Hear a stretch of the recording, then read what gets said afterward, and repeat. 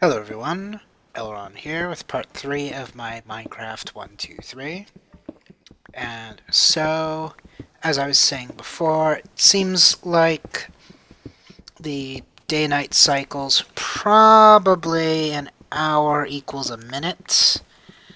Because I think probably around the 12th minute of the video was when the day switched to night. Although Heckler just gave the congrats, and those guys are burning up over there, so I might be a little off on that.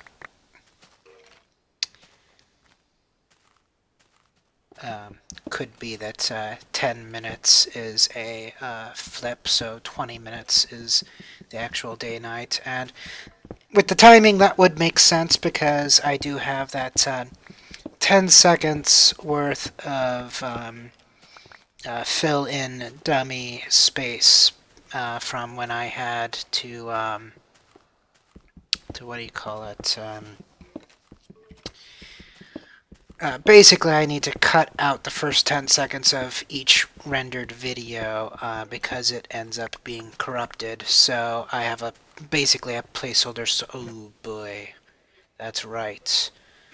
The first morning I wake up to a creeper at my door. Son of a whore.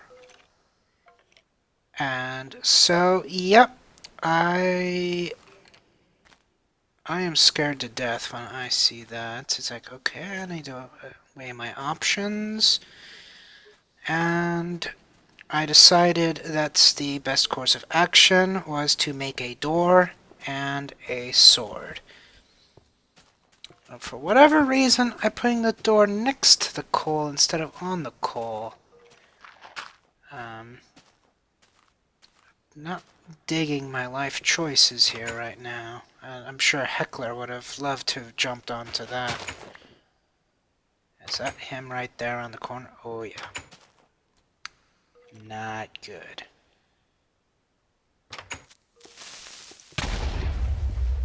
So I think there were two of them.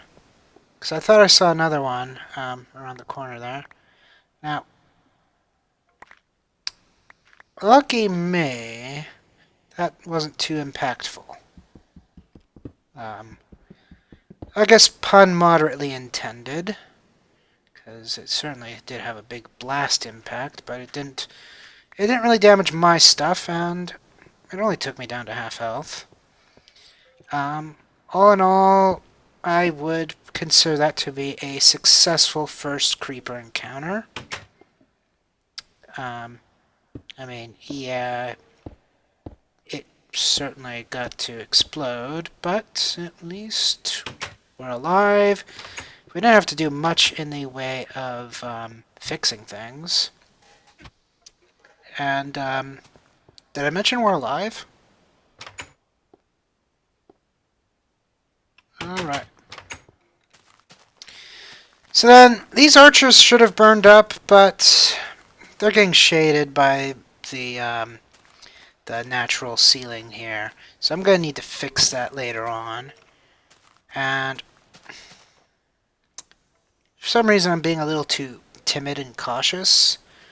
I should have been able to just basically blast through and damage him faster than he can damage me, but I was being a pansy.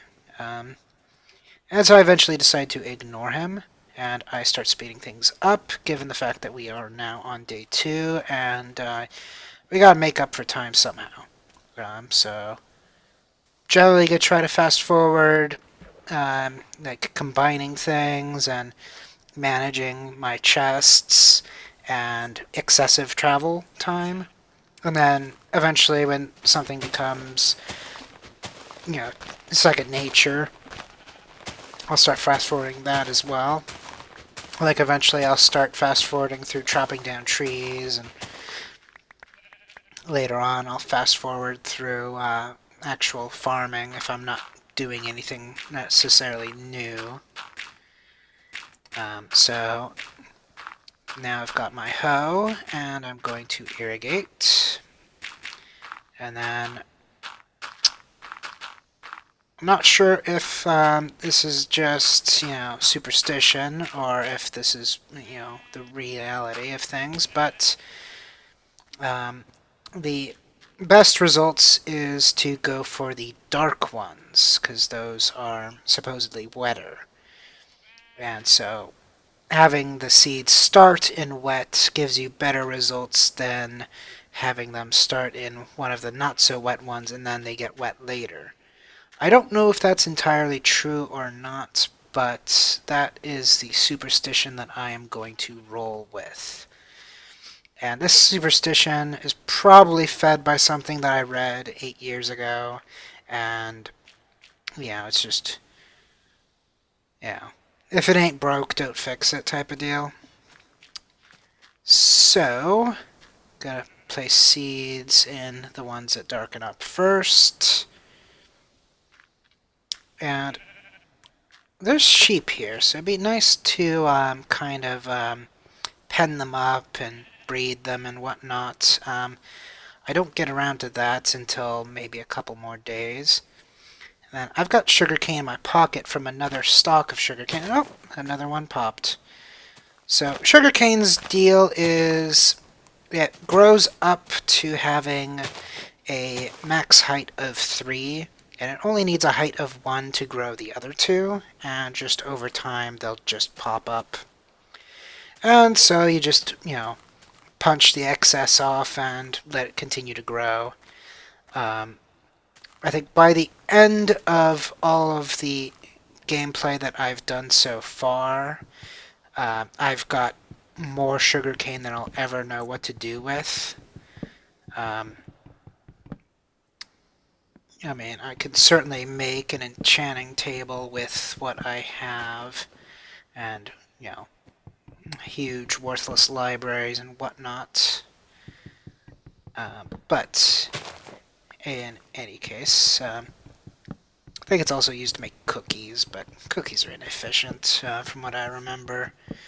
Better off going with meat or bread, maybe cake. I think although cake used sugar too as well, if I remember correctly.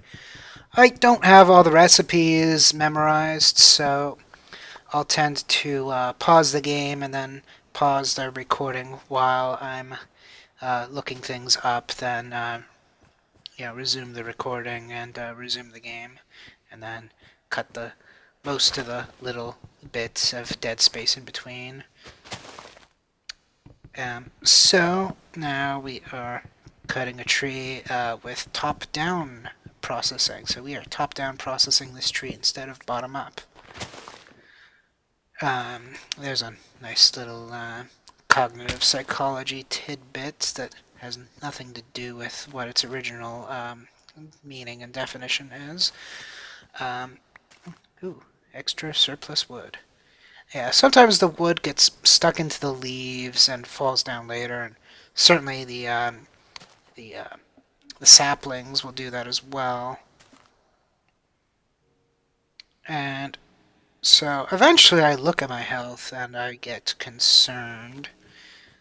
I kind of forget that you need to keep your hunger levels in check for health to regenerate. So I, for a while, thought that there was like a healing item where I need to make a bed, but I don't have the iron to make the wool or something. But nope, just need the hunger meter to be full enough, and you'll naturally regenerate when you're not taking damage. And so, as we are reaching the end of day 2, I am carving a bit of the ceiling that's been giving me trouble. I decide to also light up the perimeter of my door here, and that serves multiple functions. It makes it so those spiders don't want to mess around with me right there. It also makes it so I could see the place from a distance, so if I'm running from somewhere I don't know exactly where I'm going, I could just, look for the lights. Well, that's going to be it for this video. I will see you next video.